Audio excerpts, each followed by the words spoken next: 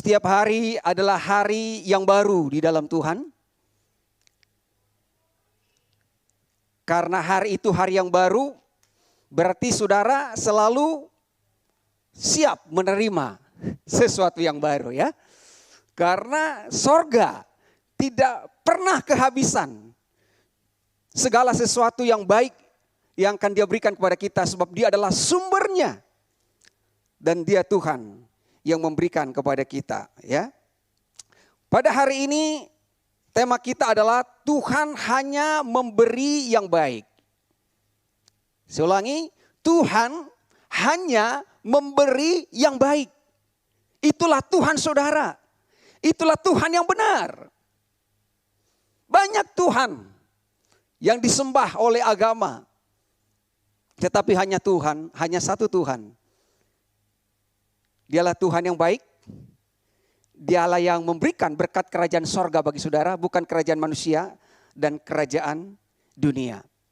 Kita mulai bagaimana dari awal Tuhan memberikan segala sesuatu yang baik tentunya kepada siapa? Kepada Adam.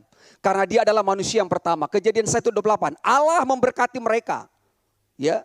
Jadi Tuhan itu memberkati karena dia sumber berkat. Hanya Tuhan memberkati. Manusia tidak bisa memberkati saudara ya. Lalu Allah memberkati mereka. Lalu Allah berfirman kepada mereka. Beranak cuculah dan bertambah banyak.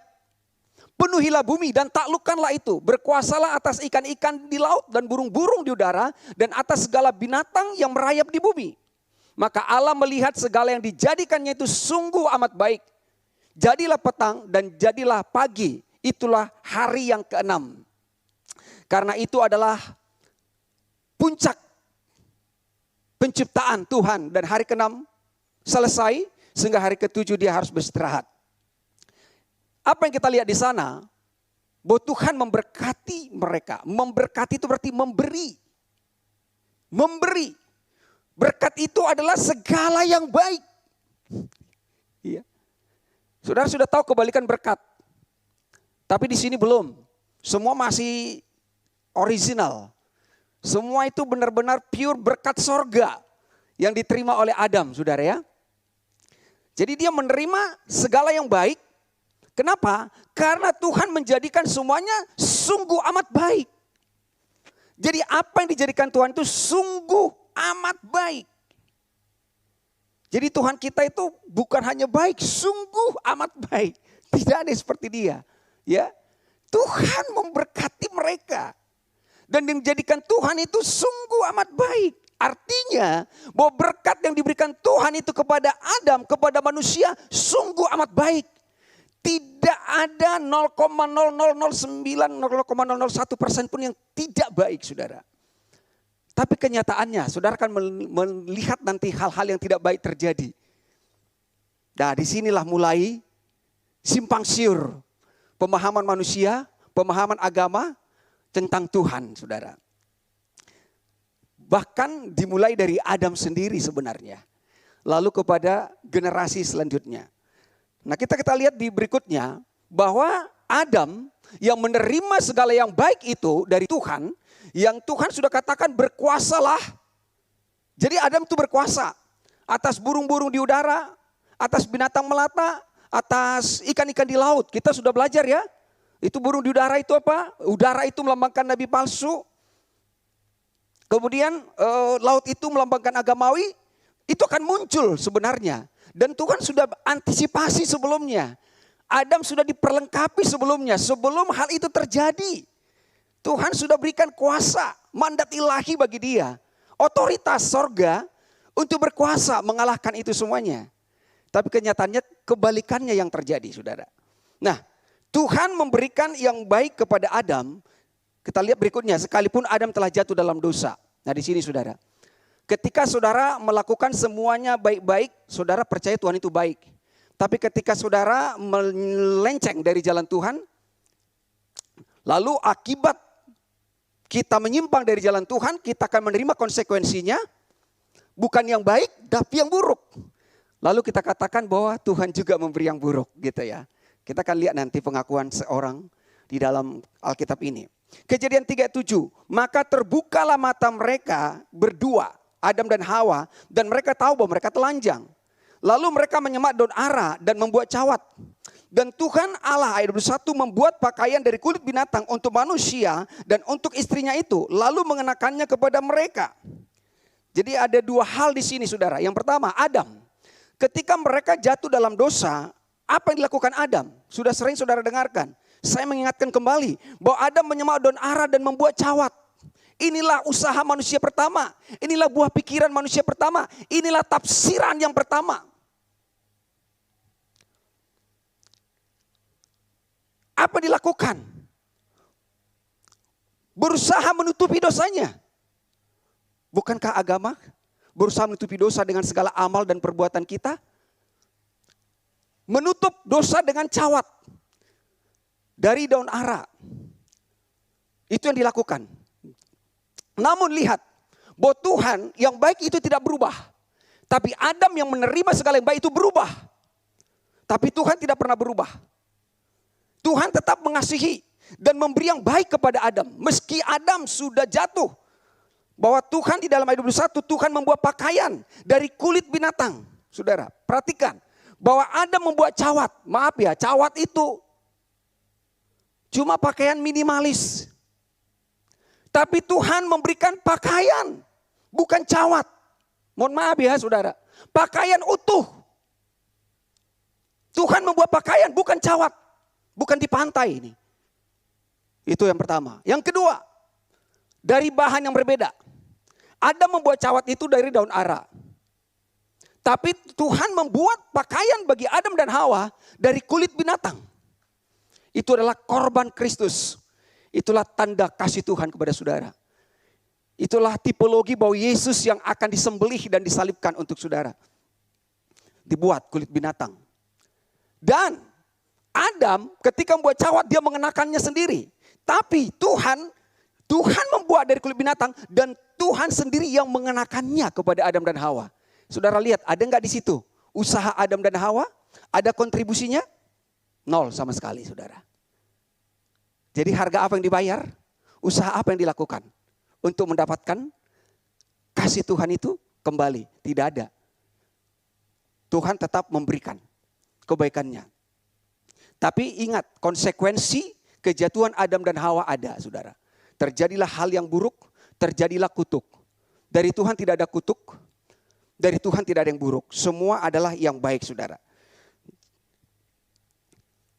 Kita lihat berikutnya saudara ya.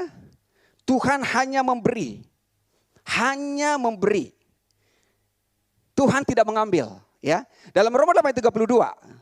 Kita lompat bagaimana wujud daripada pakaian yang dibuat dari kulit binatang itu adalah Yesus sendiri. Ia yang tidak bapa, yang tidak menyayangkan Yesus anaknya sendiri. Tetapi yang menyerahkannya bagi saudara dan saya, bagi seluruh manusia ini. Bagaimanakah mungkin tidak mengaruniakan segala sesuatu kepada kita bersama-sama dengan dia. Jadi bapa yang sudah mengaruniakan anaknya. Yesus sebagai korban yang sempurna. Satu kali itu selamanya. Bagaimana mungkin dia tidak mengaruniakan segala sesuatu kepada kita. Saya ulangi saudara, Tuhan hanya memberi. Amin. Tuhan hanya memberi. Kenapa Tuhan hanya memberi? Karena dia adalah sumber. Dia tidak butuh apa-apa. Dia adalah sumber. Dia sempurna. Yang sempurna tidak butuh apa-apa. Dia adalah sumber. Di sini ada banyak ibu-ibu yang dikasihi Tuhan. Ada lagu yang cukup menghibur bagi ibu-ibu ya. Kasih ibu kepada beta tak terhingga sepanjang masa. Benarkah itu? Benar ya Bu Tobing ya. Tapi ada enggak ibu yang meninggalkan anaknya? Ada enggak ibu mengantarkan anaknya? I'm sorry. Nanti tanya Pak John. Lebay ya. Tapi sebenarnya itulah kenyataannya sebenarnya. Harusnya itu ya. Ya ibu-ibu di sini luar biasa ya Bu Ihsan ya. Jadi kasih ibu kepada anaknya sepanjang masa. Tak terhingga loh, tak terhingga. Unlimited. Siapa yang punya kasih tak terhingga? Hanya Tuhan kan tak terhingga sepanjang masa. Semua manusia ada batasnya. Ada batasnya. Manusia terbatas. Tapi keren lah. Kita bersyukur juga lah ya. Yuk ibu-ibu, ada lanjutannya. Hanya memberi. Hanya memberi. Ibu Agung. tak harap kembali, bagai sang surya menyinari dunia. Itu keren banget ya. Lu kasih ibu aja pun hanya memberi, tidak mengharap kembali. Saya mengerti deh. Ibu-ibu, bapak-bapak membesarkan anaknya sekolah, kuliah segala macam. Enggak, oh nanti supaya ada merawat saya. Enggak kepikiran kan? Enggak kepikiran segitu. Enggak. Pokoknya selalu orang tua selalu memberikan yang terbaik untuk anaknya. Yang terbaik, saya pikir semua suku. Sekolah setinggi-tingginya. Selalu memberi yang terbaik. Walaupun anak itu sendiri yang kadang memilih. Pilihan ada pada anaknya. Ya toh? Orang tua sudah berjerih lelah melakukan segala daya upaya. Bahkan dalam tanda petik. Orang-orang seperti saya dari kampung minjam pun dilakukan. Yang penting anaknya bisa berangkat kuliah. Tapi kadang-kadang anak itu bisa pergaulan buruk dan lain sebagainya, saudara. Jadi itu loh, orang tua hanya memberi tak harap kembali. Begitu kan Dewi? Papa mama gak harapkan kembali apa-apa. Kamu dapat yang terbaik, jodoh yang terbaik, kau bahagia. Itulah kebahagiaan orang tua. Tapi bagaimanapun namanya kasih itu kan tidak bisa satu sendiri. Itu otomatis akan ada hubungan kasih. Akhirnya saling mengasihi. Itu kan berkat kerajaan surga yang sudah kita dengarkan kan. Yang terakhir, hendaklah kamu saling mengasihi. Adam mengasihi Hawa, Hawa mengasihi Adam. Jadi kita saling mengasihi dalam Tuhan. Baik saudara ya. Nah, Bapa mengaruniakan anaknya. Bapa mengaruniakan segala sesuatu kepada kita bersama-sama dengan Kristus. Jadi artinya hanya di dalam Kristus kita mendapat segala sesuatu. Oke, hanya di dalam Kristus, di luar Kristus nol, mati, jong, ya. Di luar Kristus tidak ada. Walaupun sepertinya kelihatan ada, saudara, tapi itu semu, sementara. Itu hanya fantasi, imitasi, saudara. Tidak ada yang asli. Jadi hanya di dalam Kristus. Makanya selalu ditonjolkan Kristus, bukan usaha, bukan kekuatan, bukan kepintaran, tapi Kristus. Jadi saudara, Kristus yang menyerahkan nyawanya dan di dalam Kristus kita dapatkan kembali segala sesuatu yang ada di Taman Eden seperti yang diterima Adam sebelum dia jatuh. Ya, Adam yang pertama telah gagal, Adam yang akhir boleh datang. Nah, saudara, akhirnya pemahaman manusia simpang siur tentang kebenaran Tuhan dan tentang kasih Tuhan, tentang kebaikan Tuhan.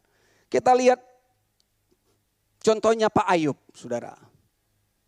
Walaupun Ayub ini sebenarnya pada akhirnya mengerti Tuhan itu baik, Tuhan itu mengasihi. Tapi sayang sekali bahwa sampai detik ini pun masih banyak para pendeta, pemimpin agama yang memakai ayat-ayat dan pengakuan-pengakuan Ayub yang salah itu, saudara. Ayub 1:21 katanya, dengan telanjang aku keluar dari kandungan ibuku, dengan telanjang juga aku akan kembali ke dalamnya. Tuhan yang memberi. Benar. Tuhan yang memberi. Karena dia hanya memberi. Berarti dia tahu Tuhan memberi. Ya. Tuhan yang memberi. Tapi saudara, Tuhan yang mengambil. Coba. Gimana ilmu tafsirnya nih? Tingkat dewa ya. Tuhan memberi, Tuhan mengambil. Kalau di rumah duka saudara, sering sekali. Rip. Tuhan memberi, Tuhan mengambil. Remaja kok diambil Tuhan? No. Tuhan tidak pernah menghendaki manusia mati. Kematian adalah pilihan daripada Adam. Makanya saudara, Yesus tegaskan setelah kebangkitan, kalaupun engkau mati, engkau hidup. Jadi bagi saya tidak ada kematian. Yang mati hanya fisik saya. Ketika raga ini lepas, maka roh saya tetap bersama dengan dia. Di Taman Firdaus. Mengalami kebahagiaan. Begitu saudara. Bagi anak-anak Tuhan tidak ada kematian. Hanya kehidupan.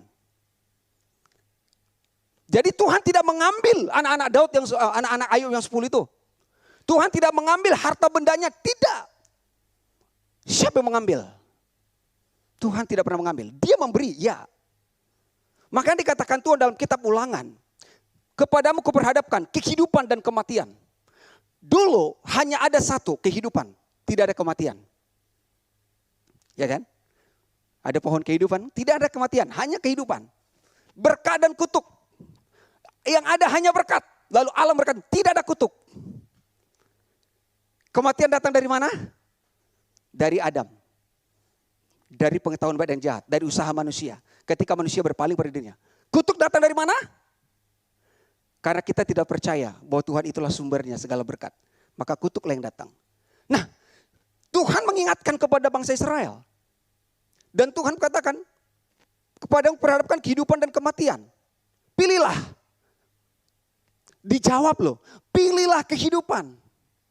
Jadi gak bingung gitu loh, seperti ibu-ibu belanja gitu kan. Pilih yang mana ya, beli pakaian warna mana gitu kan. Enggak, Tuhan sudah tentukan loh, pilih ini. Sama kepada Adam. Kepada Adam, jangan makan ini. Supaya kamu tidak mati. Nah sekarang Tuhan bilang lagi, pilihlah ini supaya kamu hidup. Saudara mana? Pelanggaran yang sama dilakukan lagi kembali ya. Adam melakukan pelanggaran untuk memakan buah pengetahuan baik dan jahat. Dan manusia melakukan pelanggaran lagi. Agama mengalami pelanggaran dengan memilih kematian. Ya, saudara. Jadi Tuhan yang memberi, Tuhan mengambil. Tuhan hanya memberikan yang baik. Tuhan tidak mengambil ya sesuatu dari kita. Tidak. Orang tadi ibu-ibu hanya memberi. Tak harap kembali. Tuhan juga tidak perlu dipancing saudara. Ayo beri supaya kamu menerima berlipat ganda. Oh itu udah biasa ya saudara ya. Ditantang saudara. Beri supaya kamu dikembalikan berlipat ganda gitu loh. Saudara tidak. Tuhan tidak mengambil sesuatu dari kita. Karena dia sempurna. Dia sumbernya. Nggak butuh apa-apa saudara ya. Kemudian lalu sekarang. Mengapa Ayub mengatakan demikian? Karena Ayub itu belum mengenal Tuhan dengan benar. Ya. Ayub belum mengenal Tuhan dengan benar dan Ayub hidup di dalam apa? Ajaran agamawi. Kamu harus berdoa, harus mempersembahkan korban. Itulah yang dilakukannya. Jadi Ayub berpikir doa dialah yang memagari harta bendanya, korban persembahannya lah yang membuat Tuhan melindungi dia dan menjaga anak-anaknya. Gak ada hubungannya. Semua saudara. Bukankah itu yang kita lakukan? Jadi seperti ini. Orang-orang saudara kan masih zaman sekarang ini aja pun sudah begitu maju teknologi. Saya pikir masih ada juga orang percaya kepada berhala. Mempersembahkan sesajen kepada roh-roh nenek moyang untuk mendapatkan kekayaan. Bisa? Bisa. Bisa. Yesus sendiri juga dicobai kok. Dibawa ke gunung yang tinggi. Seluruh kekayaan dunia kau berikan. Sembahlah aku. Gak heran saudara. Kalau orang-orang dunia juga bisa kaya kok. Firaun juga kaya raya. Memang ada Yusuf di sana. Tapi Firaun juga udah kaya. Orang-orang di luar Tuhan juga banyak kaya. Tapi Tuhan katakan, apa gunanya seorang memiliki sedunia, tapi jiwanya binasa. Tapi kalau saudara memiliki Kristus, segala sesuatu Tuhan karuniakan kepada kita. Jadi saudara, Ayub itu mengandalkan doa dan korban persembahannya. Bayar harga. Jadi udah lama nih dari Pak Ayub sudah lakukan itu saudara ya. Oh kita doa ini doa. Segala jenis doa sudah dilakukan. Doa keliling, doa puasa, doa peperangan, doa tengking menengking. Bingung juga ya saudara ya. Kok sampai sekarang roh-roh itu ditengking kok gak habis-habisnya ya. Udah ribuan tahun saudara. Hebat juga itu rohnya ya. Padahal Tuhan mengatakan sudah dikalahkan. Jadi kita setannya itu semakin bangkit. Padahal dia sudah kalah. Tapi masih disanjung-sanjung lewat doa dan peperangan kita. Saudara oke. Udah jelas Tuhan tidak mengambil. Tuhan hanya memberi. Jadi ketika ada orang meninggal, ya meninggal. Memang meninggal itu adalah misteri ya. Kita nggak tahu. Terus ada kecelakaan, tabrakan, kecelakaan di laut, kecelakaan di pesawat. Lalu kita bilang Tuhan sudah ngambil. Tuhan sudah panggil dia pulang. Nggak ada.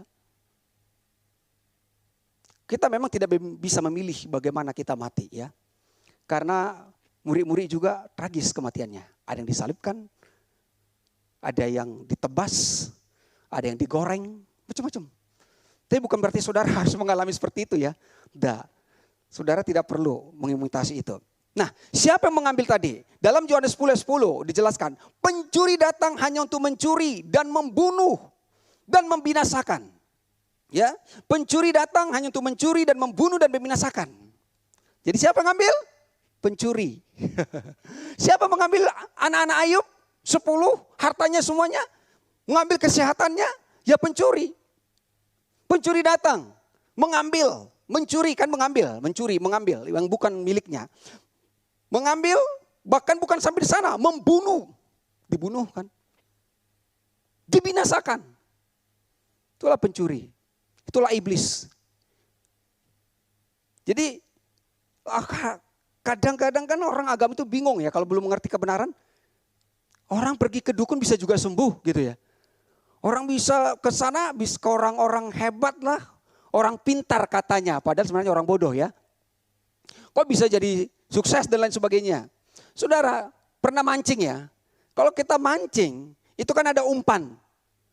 Ikannya senang, dapat umpan. Tapi ikannya gak sempat menikmati. Justru ikannya yang dimakan oleh yang memancing itu, saudara. Ya itu hanya pancingan dari iblis pada saudara. Kita hanya diumpan. Dia mencuri, membunuh dan membinasakan. Tapi lihat, Yesus, aku datang, Yesus datang, Kristus datang supaya mereka, dia diutus ya, supaya mereka mempunyai hidup dan mempunyai dalam segala kelimpahan. Jadi saudara, Tuhan memberikan hidup yang berkelimpahan di dalam segala sesuatu. Pencuri itu siapa? Nabi palsu, ya kan?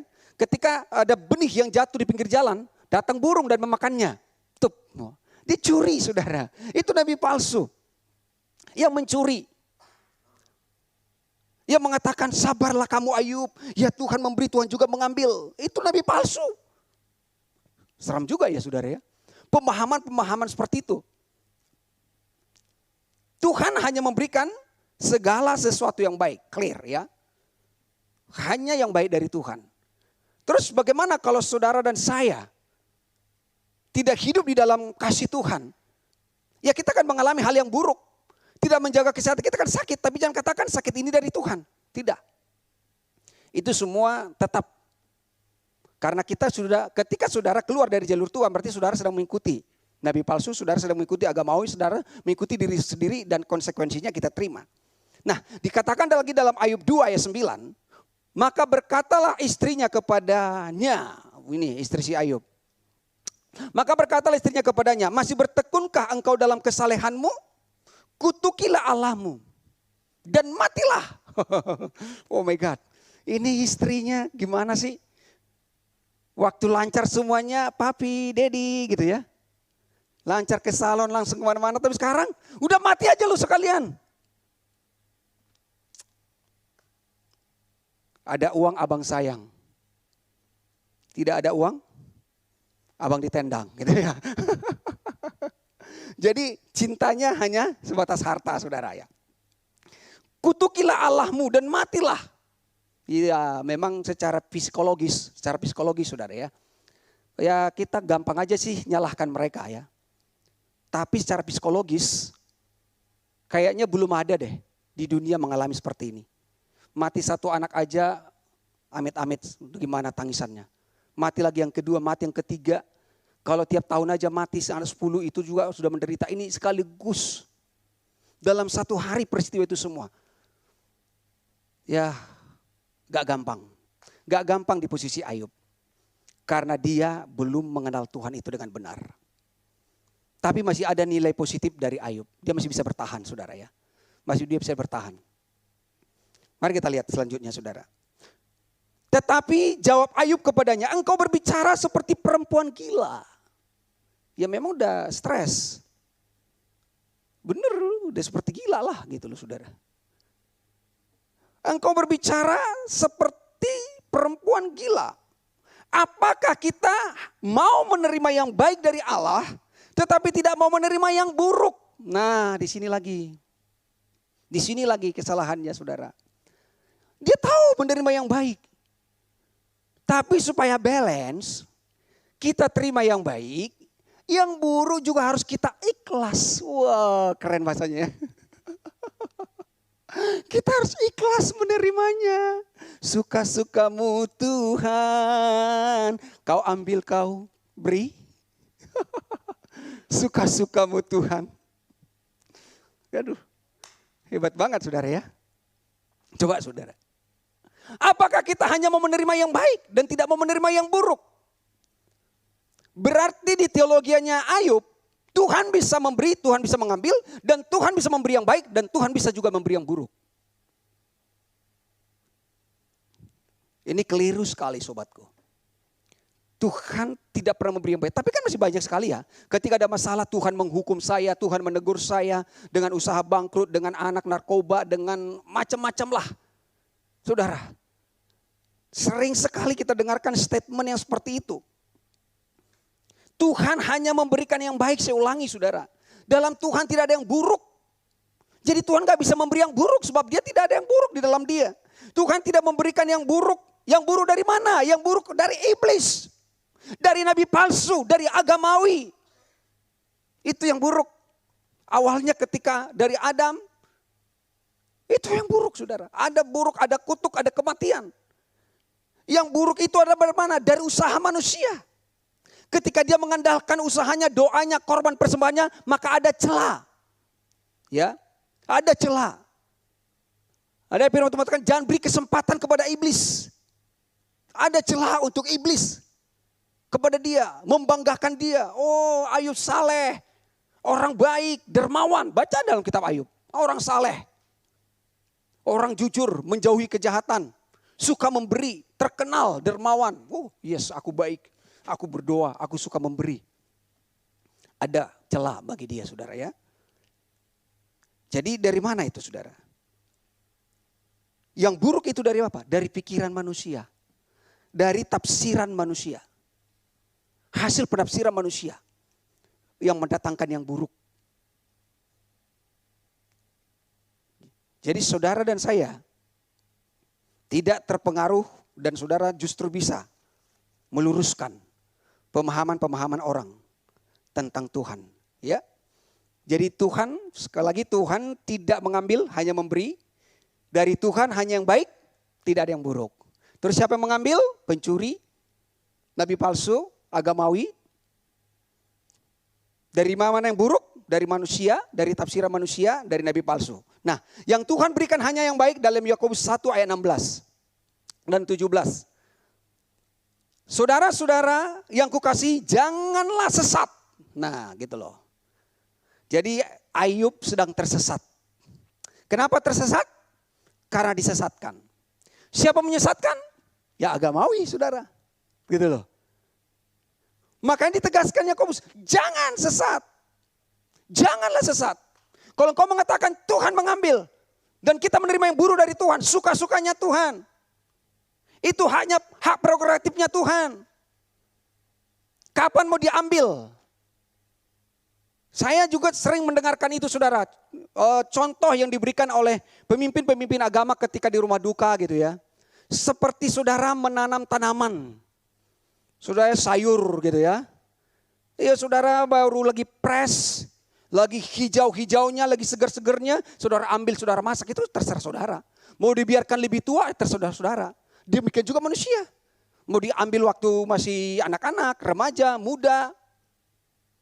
Terserah Tuhan. Itulah tafsiran manusia saudara. Saya ulangi, Tuhan tidak mengambil. Karena Tuhan tidak menghendaki kematian saudara. Saudara hidup. Saudara hidup selamanya ya. Udah diberikan contoh ketika Lazarus dibangkitkan. Bahwa saudara akan bangkit. Saudara tidak tetap di kuburan. Saudara langsung bangkit. Pada saat itu juga sebenarnya. Tapi dalam kehidupan yang berbeda. Lazarus dibangkitkan kan toh hidup di dunia juga. Bukan di sorga saudara. Ya, cukuplah dunia sekali kita nikmati. Ya, cukup sekali saudara. Oke, baik. Setiap pemberian yang baik dan setiap anugerah yang sempurna datangnya dari atas. Diturunkan dari Bapa segala terang. Padanya tidak ada perubahan atau bayangan karena pertukaran. Ya. Jadi saudara, setiap pemberian yang baik itu yang datang dari Tuhan. Jadi kalau kita mengatakan ada yang buruk dari Tuhan, Tuhan mengizinkan aku sakit, Tuhan berikan cobaan. Tidak, setiap orang dicobai oleh keinginannya sendiri. Tuhan tidak mencobai dan tidak pernah dicobai. Tapi walaupun engkau menerima pencobaan dalam dunia ini, pencobaan yang kau hadapi tidak melebihi kekuatanmu. Sebab Tuhan sendiri justru dia memberikan jalan keluar. Justru dia memberikan kemenangan bagi saudara untuk keluar dari keadaan itu, dari tekanan itu saudara. Ya kan sudah kita berkat keempat kalau nggak salah ya, seperti tepung, adonan, harus ditekan-tekan, dibiarkan, lalu nanti akan mengembang. Jadi saudara yang terkasih, Tuhan hanya memberikan yang baik. Jangan sesat. Adam dan Hawa disesatkan oleh iblis. Disesatkan, diperdaya. Ya, sesat. Ya kalau sesat pasti salah. Melenceng, tidak sampai kepada tujuan, tidak sesuai. Ya, itu yang sesat saudara. Jadi banyak firman Tuhan, ya firman Tuhan. Jangankan pendeta, jangankan dari mimbar ini, setan juga pakai ayat firman Tuhan kok. Mulai dari kitab Kejadian sampai kitab Injil, setan tetap pakai ayat firman Tuhan. Ada tertulis loh. Ada tertulis tentang engkau. Jika kau menjatuhkan dirimu, Tuhan akan menutus malaikatnya menatang engkau sehingga engkau tidak tersandung. Dia tahu, saya aja nggak hafal itu ayat. Loh, kalau mau bermain ayat-ayat, saudara pintar dia. Tapi Yesus tidak mau dengar. Ya, enyahlah, engkau hanya menyembah kepada Tuhan. Tidak ada Allah lain ya. Nah kita, saudara, apa artinya saudara menerima setiap pemberian yang baik, anugerah yang sempurna. Kita telah menerima itu dari Tuhan. Artinya saudara sudah memiliki hatinya Tuhan dan pikiran Tuhan sendiri. Disitulah saudara menerima yang baik dan anugerah itu. Ya, kita sudah sekarang memiliki hati Tuhan dan memiliki pikiran Tuhan, sehingga saudara tidak disesatkan dan saudara mengerti membedakan. Ya, mengerti membedakan. Ini benar, ini salah. Ini sesuai kehendak Tuhan, ini sesat. Saudara tahu. Seperti Yohanes. Yohanes bilang telah banyak muncul antikris dan ada di antara kita. Ada di antara kita. Bukan di sini maksud saya. Saudara jangan langsung, waduh bukan saya gitu ya. Bukan di sini saudara ya. Oke. Kita lihat sedikit lagi saudara. Yang buruk akan Tuhan singkirkan. So don't worry ya, jangan takut. Yang buruk tadi, yang tidak baik itu disingkirkan Tuhan kok. Bukan saudara yang nengking-nengking, bukan saudara yang ngusir-ngusir, Tuhan singkirkan. Lihat nih. Yang buruk akan Tuhan singkirkan. Contohnya, ini udah pernah dikotbahkan juga. Pohon ara yang kering sampai ke akarnya. Agamawi ini harus disingkirkan.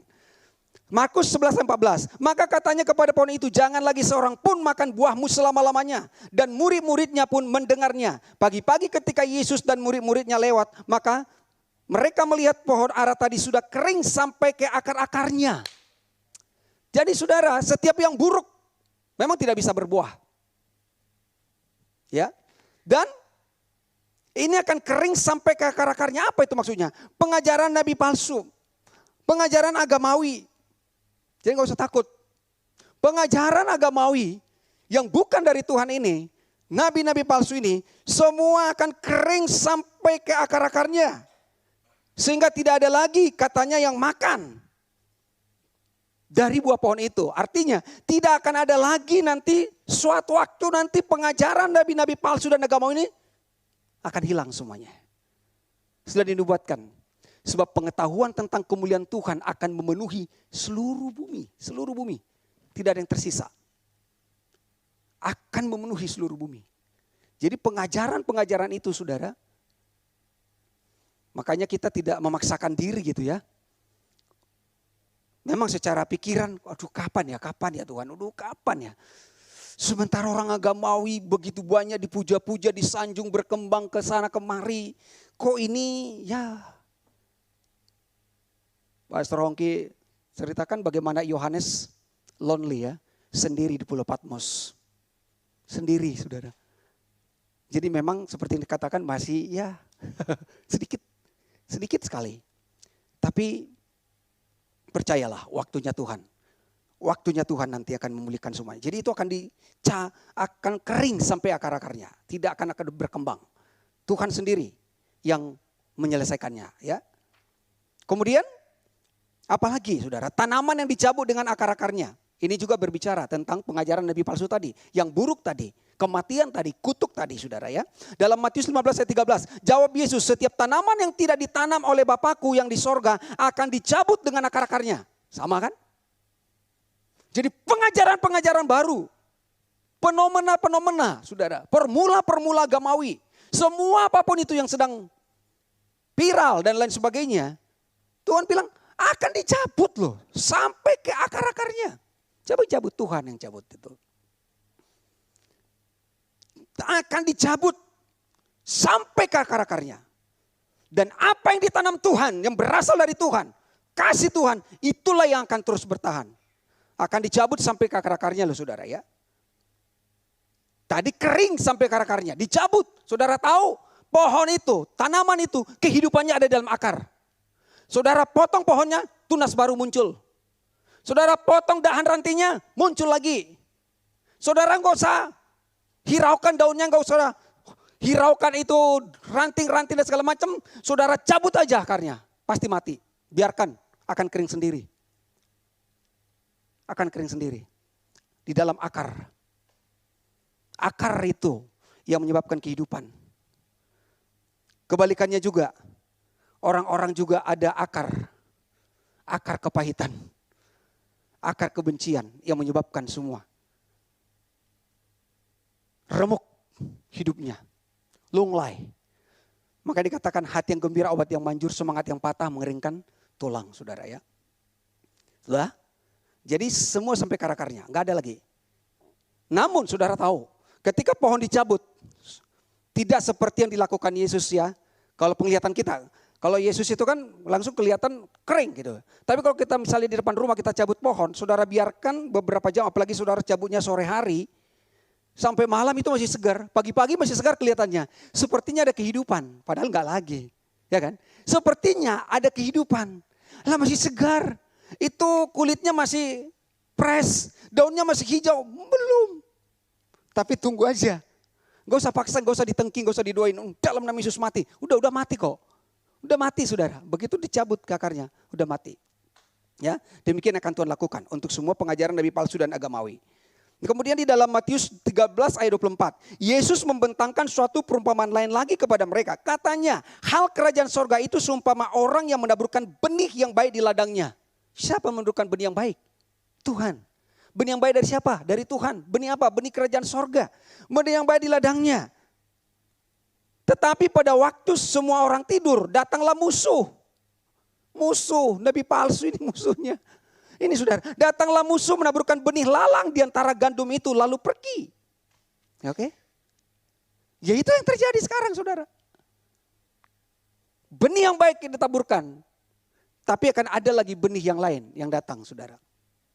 Dan orang-orang kalau enggak benar-benar dia mengerti kebenaran kasih Tuhan, dia akan terkontaminasi. Itulah agamawi, makanya terombang ambing capek, terhempas. Kadang segar, kadang lesu. Saudara ya, di sini saudara. Jadi siapa yang menaburkan lalang ini? Lalang ini adalah yang buruk. Yang nabi palsu saudara. Yang menaburkan dari mana? Ya dari mimbar juga ditaburkannya. Maka dikatakan dalam Matius 7, mereka pakai nama Tuhan loh, menyembuhkan, mengadakan mukjizat, bernubuat. Tapi Kristusnya di mana? Kasih Bapaknya di mana? Itu kan mereka lakukan karena doa mereka, karena mereka kesaktiannya dengan penyangkalan dirinya dan segala macam. Bisa loh saudara. Orang di luar Tuhan juga bisa membuat mukjizat, kalau mukjizat mau kita kejar. Tapi mukjizat yang sebenarnya sungguh-sungguh hanya datang dari Tuhan.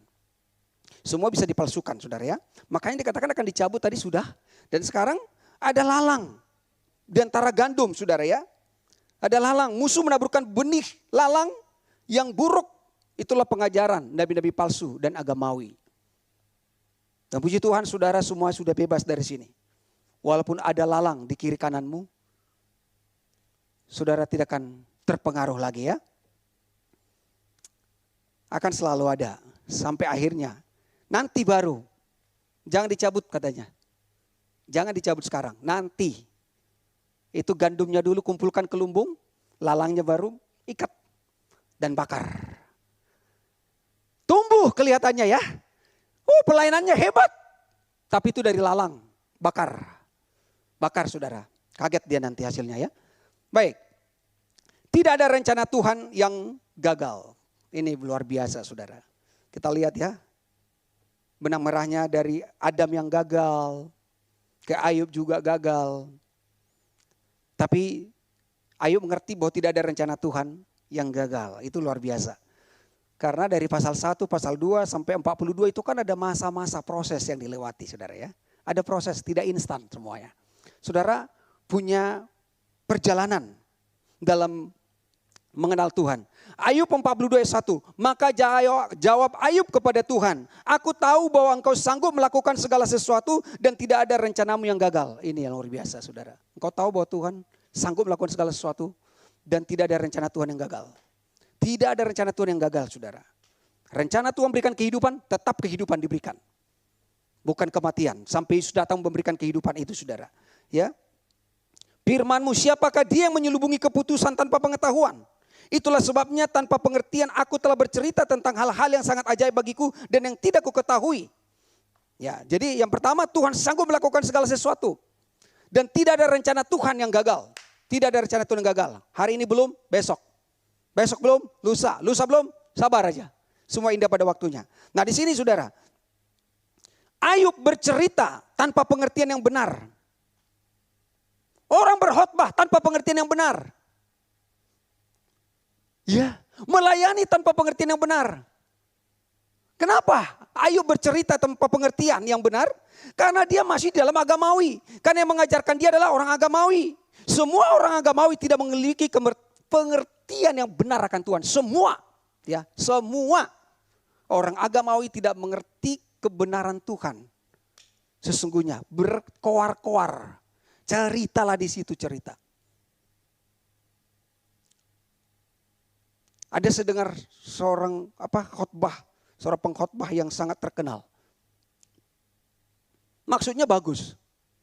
Kamu kalau terus bertekun di dalam dosa, dosa seks katanya, seks bebas.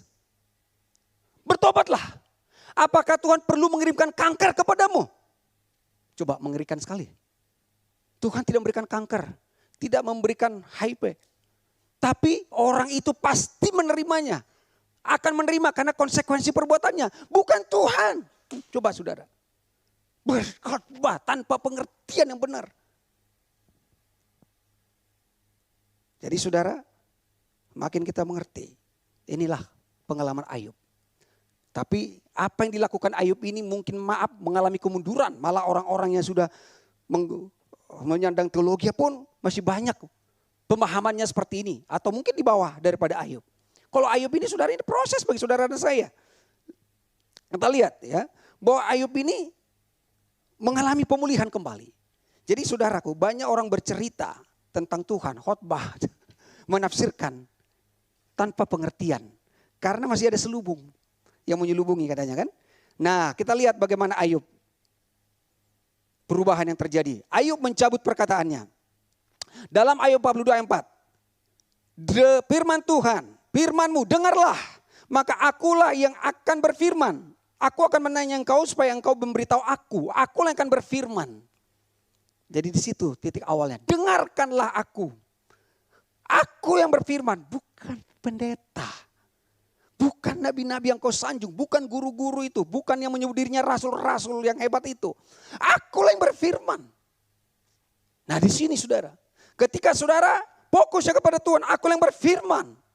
Kita mendengarkan Tuhan, bukan kesaksian manusia lagi. Bukan cerita manusia. Ya, hanya dari kata orang saja aku mendengar tentang engkau. Jadi bukan firman Tuhan, dari orang. Orang katakan begini, tetapi sekarang mataku sendiri memandang engkau. Itu saudara. Sampai akhirnya Ayub mendapat pewahyuan. Penglihatan. Bisa melihat Tuhan, bisa mengenal Tuhan. Oleh sebab itu aku mencabut perkataanku dan dengan menyesal aku duduk dalam debu. Selesai. Jadi Ayub sudah mengakhiri kesalahannya, Ayub sudah mengakhiri kegagalannya. Ayub sudah keluar dari agamawi, Ayub sudah keluar dari pengajaran nabi palsu. Ayub sudah keluar. Saudara, kita pun sudah keluar dari sana. Tapi masih banyak orang berputar-putar di situ saudara. Itu aku mencabut. Jadi Ayub mendengarkan firman Tuhan. Ayub akhirnya mendengarkan firman Tuhan. Bukan lagi khotbah-khotbah manusia, khotbah agamawi. Awalnya Ayub itu hanya mendengarkan perkataan orang. Orang-orang agamawi, pengajaran-pengajaran agamawi, formula-formula yang harus berdoa, persembahkan korban dan lain sebagainya. Akhirnya Ayub memandang Tuhan. lalu Ayub mencabut perkataannya. Tuhan mencabut sampai ke akar-akarnya, Ayub juga mencabut. Jadi saudara, ayo jangan lagi kita kesleo ngomongnya tentang Tuhan. Tuhan hanya memberikan yang baik, Ayub dipulihkan. Mari kita lihat Ayub menerima segala yang baik dari Tuhan. Ayub pasal 2 ayat 10. Lalu Tuhan memulihkan keadaan Ayub. Yes, restorasi terjadi. Setelah ia meminta doa untuk sahabat-sahabatnya dan Tuhan memberikan kepada Ayub 2 kali lipat dari segala kepunyaannya dahulu. Tuhan memberkati Ayub dalam hidupnya yang selanjutnya lebih daripada hidupnya yang dahulu. Ia mendapat 14.000 ekor kambing domba dan 6.000 unta, 1.000 pasang lembu dan 1.000 ekor keledai betina. Ia juga mendapat 7 orang anak laki-laki dan 3 orang anak perempuan. Jadi pemulihan justru lebih baik dari sebelumnya, luar biasa. Tuhan sanggup melakukan, memulihkannya.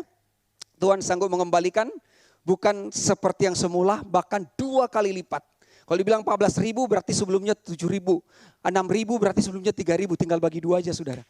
2 kali lipat. Jadi saudara ketika mengalami tekanan masalah ini, jelas-jelas bukan dari Tuhan, saudara tenang aja. Dengarlah Tuhan, fokus pada Tuhan, Tuhan akan mengembalikan. Yang hilang pun Tuhan akan kembalikan. Dari timur, barat, utara, selatan. Dia akan perintahkan apa yang menjadi hak saudara yang sudah ditentukan oleh Tuhan ya. Jadi saudara, Tuhan memulihkan keadaan Ayub. Apapun keadaan kita, sesulit apapun hari-hari ini, Tuhan pasti memulihkan kondisi kita, keadaan kita, kota kita, bangsa ini. Karena sumber pemulihan itu adalah Tuhan, bukan sekedar doa-doa saudara yang melakukan semua praktek-praktek rohani itu. Tetapi Tuhan, kenalah Tuhanlah sumber pemulihan itu. Dan pemulihan itu selalu lebih baik dari sebelumnya. Tuhan berikan 2 kali lipat ya. Elisa juga meminta 2 kali lipat dari Elia. Ya, saudara, Tuhan memberikan 2 kali lipat. Nah, sekarang kita lihat terakhir. Tuhan hanya memberikan yang baik. Ya, kita tutup di sini saudara. Supaya mindset kita benar-benar pikiran Kristus. Hatimu tidak kecewa dan banyak bertanya ketika hal-hal yang tidak engkau inginkan terjadi. Tapi hatimu hati Tuhan. Bahwa semua akan baik-baik. Saya akan melewati. Badai ini pasti berlalu. Semua ada waktunya ya. Matius 7 ayat 9. Adakah seorang daripadamu yang memberi batu kepada anaknya jika ia meminta roti? Atau memberi ular jika ia meminta ikan? Coba. Ini bapak ini yang bertanggung jawab sama anaknya cari nafkah. Kalau tadi kan ibu, kasih ibu sepanjang masa. Ini bapak nih, anaknya minta roti lalu papanya ambil batu. Nih makan batu bata gitu. Di mana kejadiannya? Anaknya minta ikan lalu ambil ular. Gak ada kejadiannya. Saudaraku, lihat tuh. Jadi jika kamu yang jahat tahu memberi pemberian yang baik kepada anak-anakmu. Orang yang tahu memberi pemberian yang baik pun kata Tuhan jahat. Gak sebanding dengan kebaikan Tuhan. Jadi apalagi kalau bapaknya ya, maaf ya, biar balance ya. Jadi kalau bapaknya memberi yang baik kepada anaknya, itu masih jahat. Apalagi bapaknya mengabaikan anaknya, itu apa namanya? Saudara, kalau kamu yang jahat tahu memberi pemberian yang baik kepada anak-anakmu, apalagi Bapamu yang di sorga. Ya, apalagi Bapamu yang di sorga, ia akan memberikan yang baik kepada mereka yang meminta kepadanya. Wow. Ya. Artinya begini saudara, karena kebaikan manusia itu tidak bisa diandalkan. Kebaikan manusia, kesalehan Ayub, kebaikannya itu seperti kain kotor. Kalau dia nggak sadar itu datangnya dari Tuhan. Tapi kalau itu karena usaha, itu maksudnya. Jadi kalau kau pikir itu kau bisa memberi yang baik kepada anakmu dengan usahamu, dengan kau kamu jahat. Tapi kalau saudara sadar bahwa ini pun aku bisa memberkati anakku, saya mendapatkan, itu adalah dari Tuhan. Jadi bapamu lebih lagi akan memberikan yang baik. Orang tua saja tahu memberi yang baik kepada anak-anaknya. Jadi kebaikan manusia itu saudara berasal dari kekuatan sendiri, itu makanya jahat. Sama seperti lakukan Adam, kebaikannya itu melakukan cawat itu jahat juga. Karena itu tidak bisa menutupi dosanya, gitu loh, jahat. Nah, tapi kebaikan Tuhan, memberi yang baik itu dasarnya dari mana? Kasih. Slide terakhir, mengapa Tuhan hanya memberi? Karena dia adalah sumber dari segala sesuatu. Jadi sumber tidak menerima, sumber hanya memberi, tak harap kembali. Karena dia adalah sumbernya, mengapa Tuhan hanya memberi yang baik? Karena Tuhan itu baik. Khotbah Pak John 2 minggu lalu, karena Tuhan baik, dia hanya memberi yang baik. Gak mungkin dong yang baik memberi yang tidak baik. Ya, karena pada dia hanya ada yang baik. Karena Tuhan tidak, di dalam Tuhan tidak ada yang tidak baik. Terus kenapa dia memberi dan hanya memberi yang baik? Karena Tuhan mengasihi saudara dan saya. Karena Tuhan adalah kasih. Dan saudara menerima. Ini terjadi bagi saudara semua sebagai murid Kristus. Hanya jika saudara sudah menjadi murid Kristus, saudara akan bebas dari nabi palsu, dari pengajaran agamawi, dan saudara akan menerima segala yang baik. Walaupun kita sempat terjerumus, Tuhan akan pulihkan saudara. Tak peduli berapa kali kau jatuh, Tuhan akan menggakkan kau kembali. Bukan dengan kekuatan, bukan dengan usahamu, tapi Tuhan sendiri. Tuhan Yesus memberkati, mari kita berdoa. Terpujilah namamu, Bapa segala terang, padamu tidak ada perubahan. Engkau Tuhan yang baik, Tuhan yang adalah kasih. Hanya memberi dan hanya memberi yang baik.